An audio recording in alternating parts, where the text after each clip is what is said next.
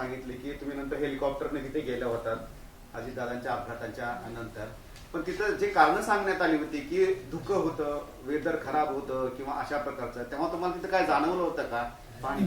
माझं हेलिकॉप्टर उचललं त्याच रेल्वे. तुम्ही एक शेवटचा प्रश्न मराठीत फक्त एकच आहे, रेल्वे असा असेल तर विमानचं इथं उचललं आणि असं जायच्याऐवजी इथं ट्रॅक सोडून बाजूला गेलं. सर मराठीत तुम्ही आशीर्वाद देणार का तुमच्या सुनेत्रा घरातल्या विजयासाठी आशीर्वाद देणार का? घरात सुनेत्रा पवार यांना विजयासाठी आशीर्वाद देणार का? असं आहे, घरातलं ऑपोजिशनचं कॅन्डिडेट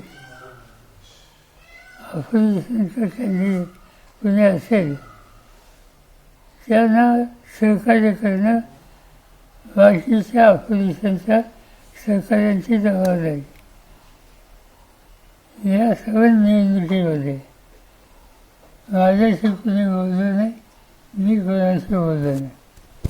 मी माझ्या घरच्या लोकांना एकच सांगितलं की या परिस्थितीमध्ये आधीचं नाव झालं ती परिस्थिती बघितल्याच्यानंतर यावेळची निवडणूक आपण लढवू नये.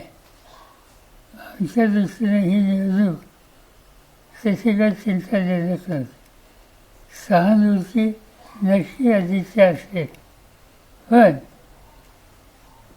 आजपर्यंत मी जेवढ्या निवडणुका लढलो तिथंच लढलो, आधी जेवढ्या निवडणुका लढले तिथंच लढले. आणि तुम्ही बघितलं तर मी आणि लढल्यानंतर मला 15 वर्ष आणि माझ्यानंतर सुप्रियाला 15 वर्ष ही इतर कुठल्याही मतदारापेक्षा अधिक होती. आणि त्यामुळं त्या मतदारसंघाचं नुआईनी काय हे गेल्या अनेक वर्षात स्पष्ट होतं. आज त्याच्यापूर्वी एकच निवडणूक झाली की जिथं सुनेत्राचा पराभव झाला, सुप्रिया निवडून आली. हा जर सोडला तर साधारणतः आमच्या कुटुंबात तिथं लोकांनी आम्हाला नेहमी काम करायला संधी दिली. यावेळी पण देतील आता मी काही ज्योतिषी नाही, मतदारांना तुम्ही काय सांगा? खरा विचार नाही.